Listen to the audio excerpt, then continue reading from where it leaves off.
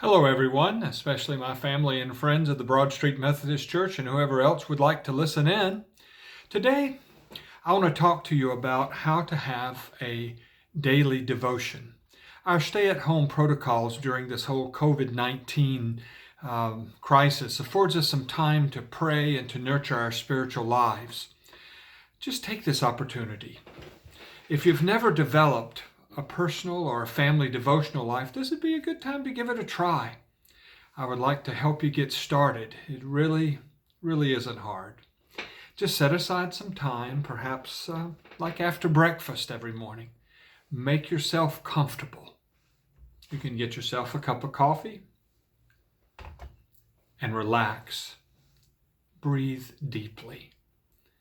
Now, you can have a daily devotion alone or as a family. Stephanie and I usually do our devotions in the morning right after breakfast and before Stephanie goes for work and I begin my work day. It's good to start the day with prayer, with a scripture and a thought for the day. It sort of frames the day for you.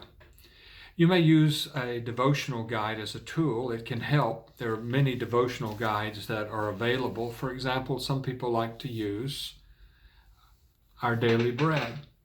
See, the light's kind of shining funny on it, so that's one. Now, it may be spelled backwards for you. I don't know. I don't know how to get the camera turned around right.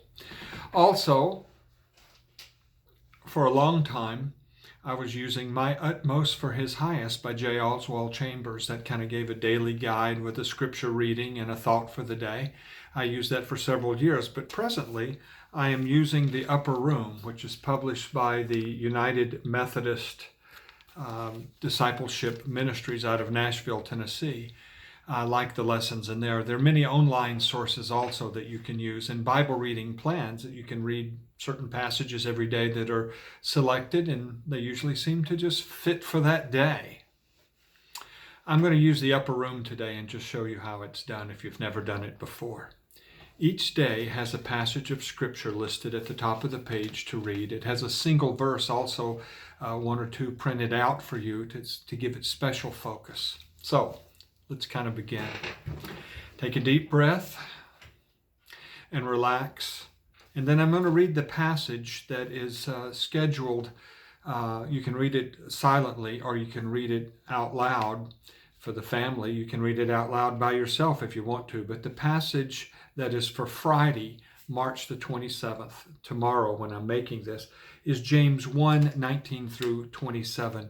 I would like to read this passage, and the name of the lesson for today is My Responsibility. James 1:19 through 27. Know this, my dear brothers and sisters, everyone should be quick to listen, slow to speak, slow to grow angry. This is because an angry person doesn't produce God's righteousness. Therefore, with humility, set aside all moral filth and the growth of wickedness and welcome the word planted deep inside you, the very word that is able to save you.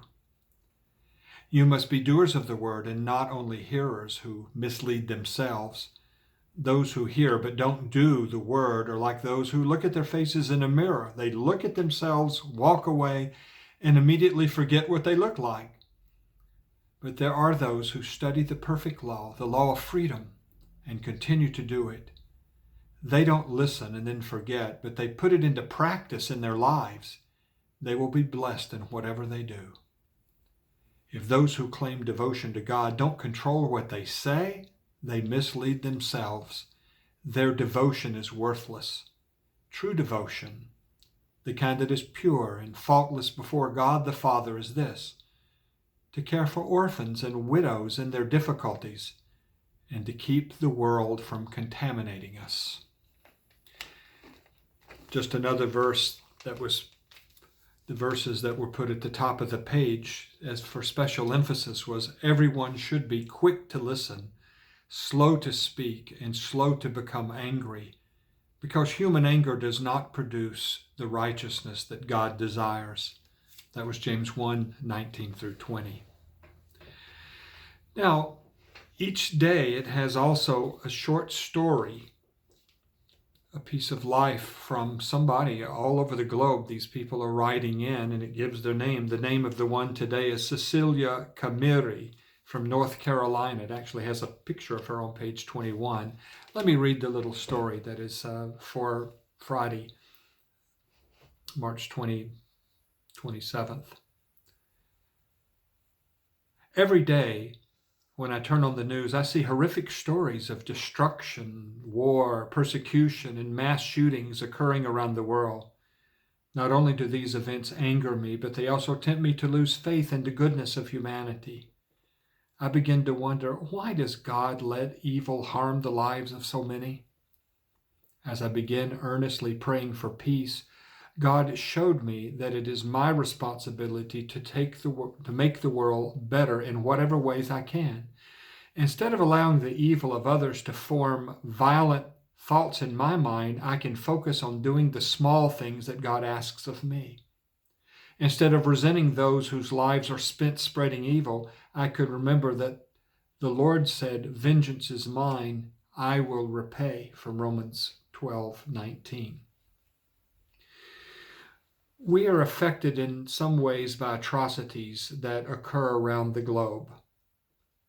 Instead of focusing on the bad in the world and using violence to fight violence, we can focus on our ability to spread love and goodness. We can find comfort in knowing that God's righteousness will be the final word of justice. Now, when I become enraged and discouraged by an attack on humanity, I think, what can I do today to spread a little more of God's love? After you read the passage of Scripture and the story, then you can share a prayer. What do you pray for? How do you pray? You can pray for the world. You can pray for our governing officials. You can pray for world leaders. You can pray for the President of the United States, the Congress, the governors, the mayors. Scripture said, make prayers and intercessions for all those kind of leaders, that we can live a quiet and peaceful life. You can pray for your family, for your friends and your neighbors. You can pray for the sick, for those with problems, or people suffering from addictions, or people in financial difficulties.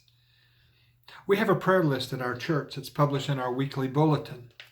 You can pray for each one by name. Stephanie and I will bow our heads and we say a prayer. Lord, remember Martha and Kevin and Alice and Gretchen and John and Holly and Linda and Lenore and Jim and Carmen and Jacob and Tom and Lisa, Lizzie, Charlie, Diane, Sue, Judy, Kevin and Martha Lee, Teresa and Sean, and Gary. We may say specific prayers for each one as we know their condition. I didn't want to do that online, though. The upper room also has a little prayer to say for each day. Today's prayer is, God of all humanity, give us the strength to refrain from responding to violence with violence. Help us to trust that in time you will bring justice to all situations. The prayer focus today is also listed there.